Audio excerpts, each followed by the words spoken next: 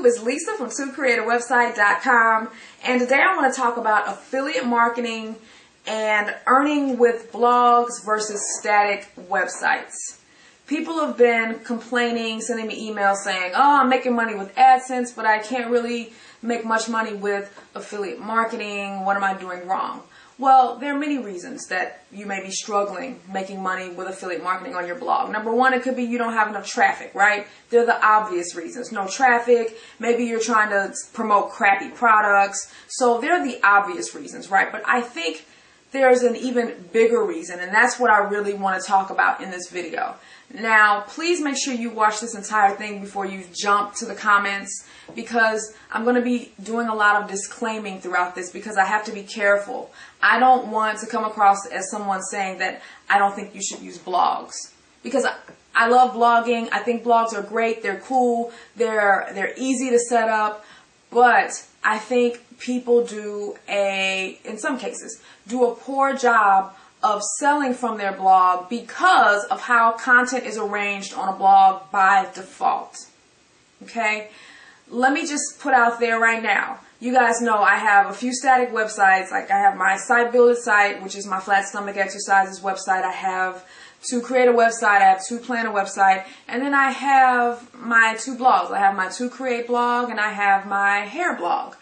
So when you compare those two kinds of sites, my static sites, my blogs, as outdated and just irrelevant as some people think static websites are today, my static sites perform, it's not even a contest when you compare them to my blog. When it comes to search engine traffic, when it comes to making money with affiliate marketing, not even a contest.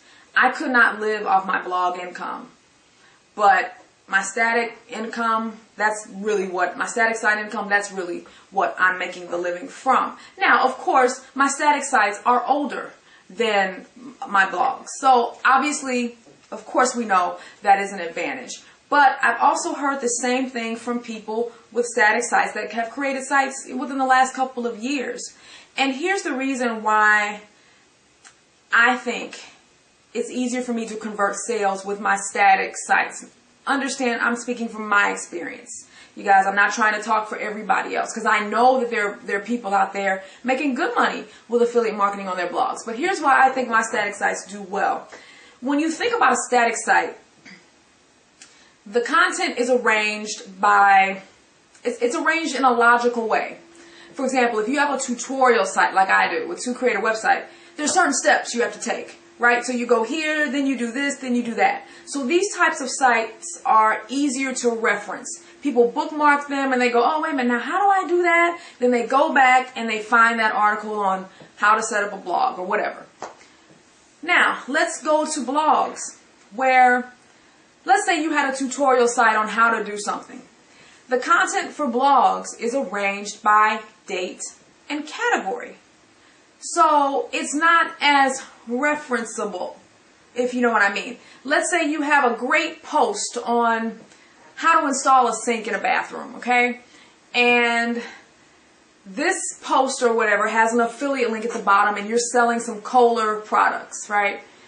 Well, 3 months later, someone tries to come back and they look for that post. Of course, they can use the search engine feature or whatever.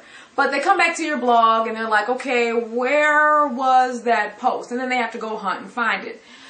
Now, that's not to say people won't do that. But I think with blogs, especially when the content needs to be followed in a certain order, I think static websites have advantages because the content's just static. The steps are there. If you want to learn how to register a domain, that same article is going to be in that same spot 6 months from now.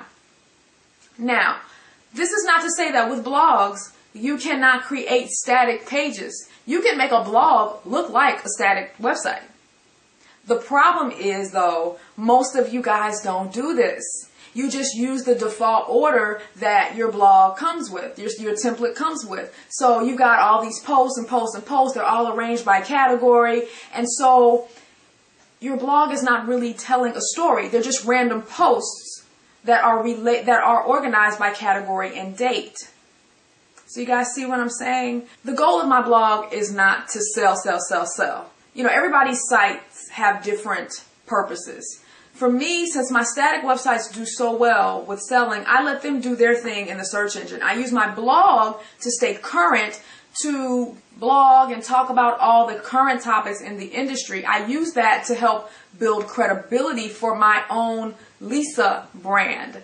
You know, and then I use that to promote, you know, pretty much anything else that I'm doing. So my blog is specifically for me to build credibility through writing and blogging and talking about current things in my industry. That's the purpose of my blog. Now, if you only have a blog and you don't have a static website and you're trying to make money with affiliate marketing, you have to think about, okay, is this content really organized in the best logical manner to get those sales? Because remember, people have to be exposed to products over and over and over again before they buy. So if you write about something in one post and then that post gets buried, you know, in 6 months you won't even be able to find it, you have to think about it. Okay, my important pages, are they easy to find? The pages where I'm pre-selling, these pages that are going to convert and get me the sales. If somebody comes to your blog for the first time, are they going to see that content? And I think with blogs, on some kinds of blogs, now, another disclaimer, some of you guys, you could care less. Your blog serves a purpose. It's doing exactly what you need it to do. You just want your content to be arranged by category. Maybe you have a gossip blog and you just want to talk about different celebrities and you have everything organized by, you know, celebrity. You got your Lindsay Lohan category, you got your Justin Bieber category, and that's fine. But if you are really trying to make money from, say, a tutorial-based site, you have to think about, is my blog's content or my blog's organization really the ideal way to convert the sales? Is that the optimal content organization to make sales? Maybe you need to make better use of static content. I'm not saying you have to drop your blog and build a static website, but I'm saying maybe you need to make better use of static pages to make your important pages easier to find. And I think that's the problem with blogs. People are just throwing them up left and right because they're quick, they're easy, they're cool, everybody's doing it. Static websites, they look boring, they look ugly. You know, you can call, my site builder site has been called all kinds of names. I'm like, you can call it what you want. I call it my mortgage payments and then some, you know, because that site is thriving in the search engines like nobody's business. And I have not touched that site in 2 years. 2 years.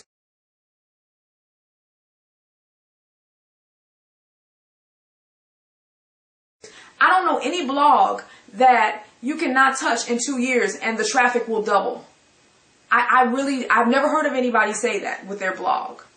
But with my static site, and not just me, this is not just me. These are people who have emailed me and told me the same thing. People who started with a blog and then went to a static website and they thanked me for the tip because they found the same results that I'm getting with the search engines. Now, search engines love blogs. I'm not saying they don't, because they index blogs faster because they're updated frequently. But when it comes to longevity, in my experience, even when you don't update those static sites, they continue to thrive in the search engines. That's my story. That's also other people's stories that have told me through email.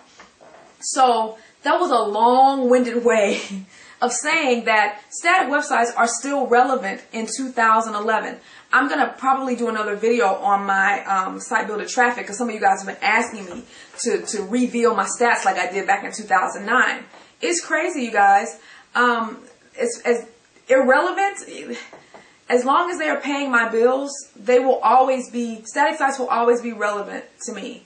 So I would love for you guys to weigh in on this topic. Those of you all who are doing well with affiliate marketing on your blogs, please post what you guys do. Do you write reviews? And mind you, I'm not complaining that my blog doesn't do as well as my static site. Like I said, my blog is set up for me to just blog. I'm not trying to sell. My static site is for making the sales. That's where I get all my conversions. So I use my blog to just build my brand through conversations. You know, it's just a place where you can come to see, hey, what's Lisa talking about today? And if I make a couple of sales on Thesis or whatever, that's fine. But my static site is where all the selling happens. It's always the way it has been. So I'd love to hear from you guys. bloggers, please tell people, help these guys out. Those of you who are doing well with affiliate marketing, with your blogs. What strategy do you have? Do you write reviews? Do you make better use of static content? Do you have, half static content, half dynamic content? Because I really think the best blogs incorporate good use of both static and dynamic content instead of all dynamic, which is what most bloggers do. Which I think, depending on the type of site you have, it may be a mistake. So I can't wait to talk, you guys. I think this is going to generate a good discussion. So let me hear from you. Bye-bye.